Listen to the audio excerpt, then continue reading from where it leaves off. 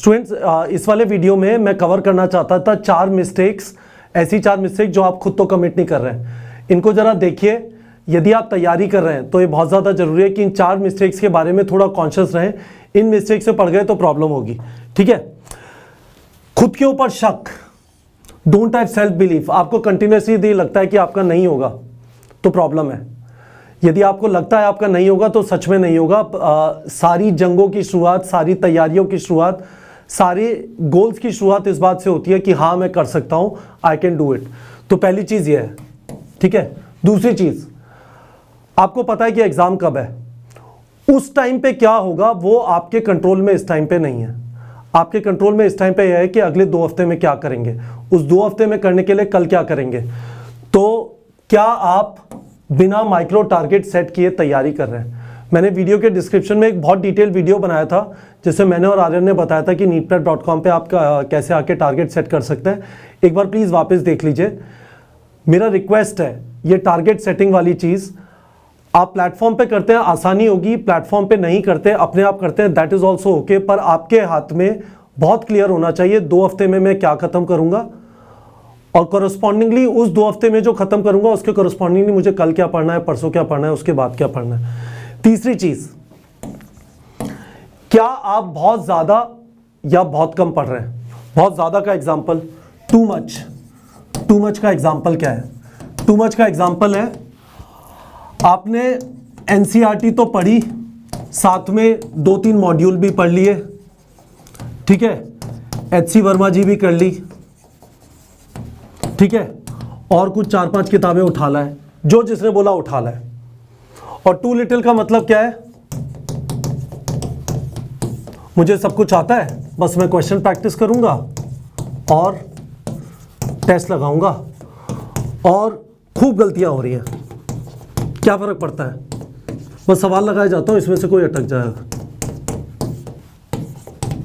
है ना। ये दोनों चीजें गड़बड़ है, ये दोनों चीजें गड़बड़ है। इससे आपका सिलेबस खत्म नहीं होगा, इससे आपको लगेगा सिलेबस खत्म हो गया, पर कभी भी कॉन्फिडेंस नहीं आएगा, परेशान रहोगे। ठीक है, और चौथी चीज, आपका कोई डेली रूटीन नहीं है and you are not taking 7 hours sleep. ठीक है, जब मन में आया तब पढ़ लिए, जब मन में आया नहीं पढ़े, दिन निकले जा रहे हैं। ठीक है, ये 4 चीजें आप अच्छी तरह समझ लीजिए। ये 4 चीजें अच्छी तरह इसलिए समझना जरूरी है कि मेरे हिसाब से ये सारी चीज कुछ इस तरह से दिखनी चाहिए। मैं आपको बता देता हूँ। ठीक है, सॉरी गाइज, मेरा थोड़ा गला बैठा हुआ है आज, तो मुझे थोड़ा झेल लीजिए। आपको आवाज़ उतनी तेज़ सुनाई नहीं देगी क्योंकि गले में थोड़ी प्रॉब्लम है, पर इस चीज़ को ज़रा देख लीजिए। मेरे हिसाब से यही चीज़ कुछ इस तरह से दिखनी चाहिए। आपका डेली रूटीन है। ठीक है, डेली रूटीन का मतलब क्या है? Sleeping time, waking up time, distraction time. मैंने आपको बोला है दिन के 2 घंटे डिस्ट्रैक्ट होना है जिससे आप मेंटली और फिजिकली फिट रहे। ये सब चीजें रहेंगे तो स्टडी टाइम 10 to 12 आवर्स। ठीक है, आप यदि 12th में है तो 10 to 12 आवर्स में अपनी स्कूल स्टडीज में इंक्लूड कर लीजिए, परेशान मत होइए। आप स्कूल के बाद यदि 5-6 घंटे स्कूल होता है, उसके बाद 10 से 12 घंटे नहीं पढ़ सकते। ये आपका डेली रूटीन है। उसके बाद लिमिटेड स्टडीज। ठीक है, और लिमिटेड स्टडीज में इसलिए बोल रहा हूं कि नीट का एग्जाम एक डिफाइंड सिलेबस में होता है। इसका मतलब है आपने वीडियो देखते हुए नोट्स लिए, एनसीईआरटी का रीडिंग किया,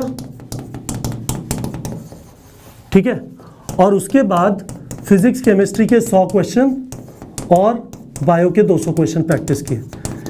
ये मैंने 4 साल में पता नहीं कितनी बार बोला होगा, पर ये वाली चीज़ बहुत ज़्यादा जरूरी है क्योंकि आपको पता है कि सिलेबस 96 चैप्टर्स का है। आप यदि बहुत सारा पढ़ेंगे किसी पर्टिकुलर चैप्टर में, शायद उसका फायदा ना हो।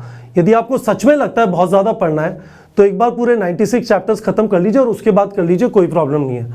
ठीक है, जब आपका रूटीन बना हुआ है, इस रूटीन में आपको पता है क्या पढ़ना है, अब ये तैयारी बेहतर हो जाती है जब आप टारगेट सेटिंग करते हैं, है ना।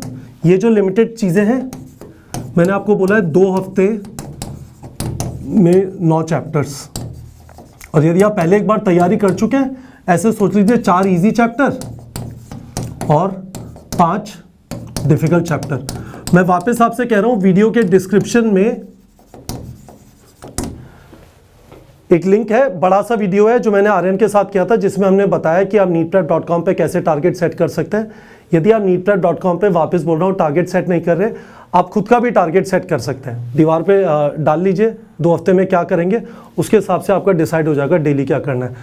और ये सब चीज़ें करने से फिर आपको सेल्फ बिलीफ आ जाएगा। जब आप टारगेट्स अचीव करना चालू करेंगे, टारगेट के एंड पे टेस्ट देंगे उन चैप्टर्स का जो आपने करे, अब आपको खुद के ऊपर विश्वास होना चालू होगा कि हाँ मैं कर सकता हूँ। तो बिल्कुल उल्टा हो जाता है। और इसका है ना, एक्चुअली देखिए रिश्ता है, आप यदि परेशान है, दिन भर इधर उधर भाग रहे हैं, फिर बहुत सारी चीज़ें पढ़ रहे हैं, कोई टारगेट सेट नहीं कर रहे, कुछ सेल्फ बिलीफ नहीं आएगा।